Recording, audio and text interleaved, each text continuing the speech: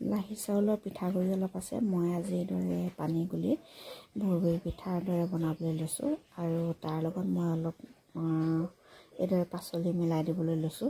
কিছুমান ল'ৰা ছোৱালীয়ে পাচলি খাই বেয়া পায়, তেতিয়া আমি ইহঁতক এইদৰে বুদ্ধি কৰি খুৱাব পাৰোঁ। প্ৰথমতে মই পিঠাগুড়িখিনিত নিমখ অকণ দি গুলি ল'ম। জোখমতে নিমখ অলপ দি লৈছোঁ। তাৰপিছত বিটৰুট আৰু গাজৰ মই ৰুকনি মাৰি থৈছিলোঁ। মিক্সিত নাই দিয়া, মিক্সাৰত দিলে কি হয় বেছি গুড়ি হৈ যায়, সেইবাবে মই এইদৰে দিবলৈ লৈছোঁ। আৰু ধনিয়া পাত মিহিকৈ কাটি লৈছোঁ। লগতে নিজৰ জোখমতে জলকীয়া, সৰু ল'ৰা ছোৱালীয়ে খাব নোৱাৰিলে জলকীয়া দিব নালাগে। আমাৰ সৰু ল'ৰা ছোৱালী নাই বাবে মই অলপ জ্বলা দি দিছোঁ। ঠাণ্ডা বতৰত জ্বলা খাবলৈ ভাল লাগে। এইখিনি অলপ মই এইদৰে মিলাই দিছোঁ 2 জাতৰ। আৰু ধনিয়া পাত দি দিছোঁ। ধনিয়া পাত, জলকীয়া, গাজৰ আৰু বিটৰুট চব দি ল'লোঁ। এতিয়া মই ইয়াত জোখমতে পানী দিছোঁ, ঠাণ্ডা পানীয়ে দিছোঁ। দি পেলাই আমি এইটো গুলি চাব লাগিব। যিমানটো হয় সেইটো নিজৰ জোখত চাই ল'ব। অলপ এইদৰে থৈ দিছোঁ। যেতিয়া মই বনাম তাৰ ওপৰত অলপ অলপ ছটিয়াই দিম, দেখিবলৈ ধুনীয়া লাগিব।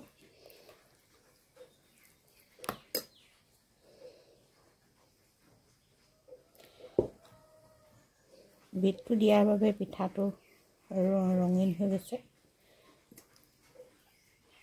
বহুতে তেল পিঠা আৰু তিল পিঠা এইদৰে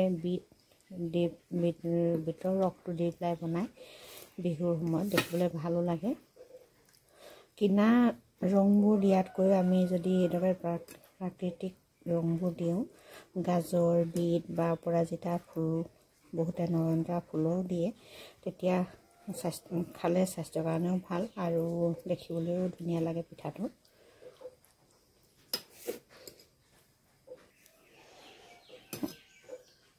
এইখিনি ধুনীয়াকৈ ৰেডি হৈ গ'ল। এতিয়া মই এইখিনি টাৱা এখনত কেইটামান মিঠাতেল দি পুৰিম আৰু কেইটামান ৰিফাইন তেল দি পুৰিম। এইটো আপোনালোকৰ নিজৰ ইচ্ছাৰ কথা, যিটো তেল দি পুৰি খায়। ৰিফাইন তেলটো বেছি খোৱা বেয়া আমাৰ বয়সীয়ালসকলৰ বাবে।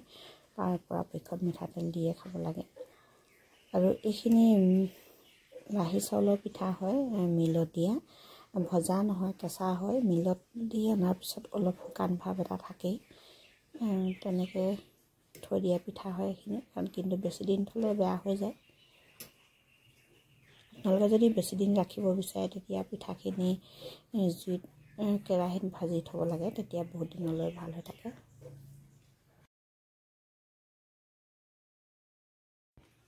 সকলো মিলাই দিয়াৰ পিছত ৰংটো কিমান ধুনীয়া লাগিছে চাওকচোন। দেখিলে খাম খাম লাগিছেনে বাৰু?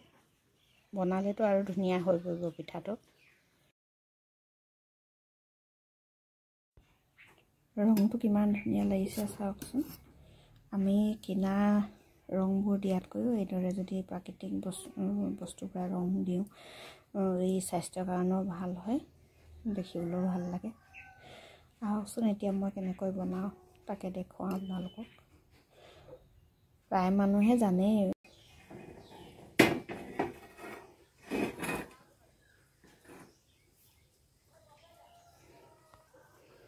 প্ৰথমতে মই অলপ তেল দি এইদৰে সানি লৈছোঁ টাৱাখন। আমি বেছি তেল নিদিলেও হয়।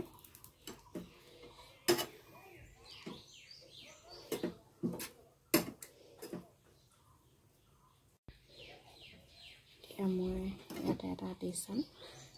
অকলে বনাইছোঁ বাবে অলপ অসুবিধা হৈছে।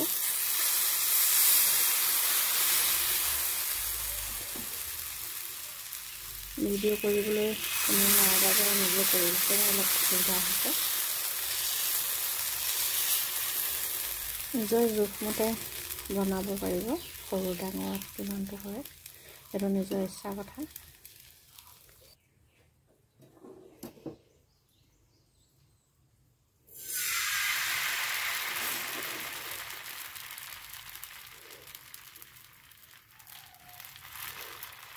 পিঠাগুড়িবোৰ যিহেতু শুকান হয়, সেইটো বাবে লৰাওঁতে অলপ ভাগি যাব পাৰে।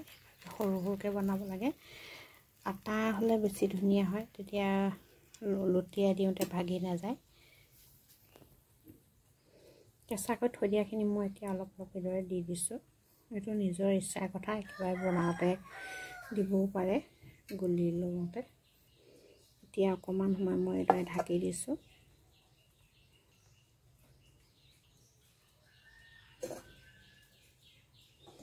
এতিয়া এইটো কিনাৰটো শুকাই গৈছে, আমি লাহে ধীৰে এইদৰে লৰাব লাগিব।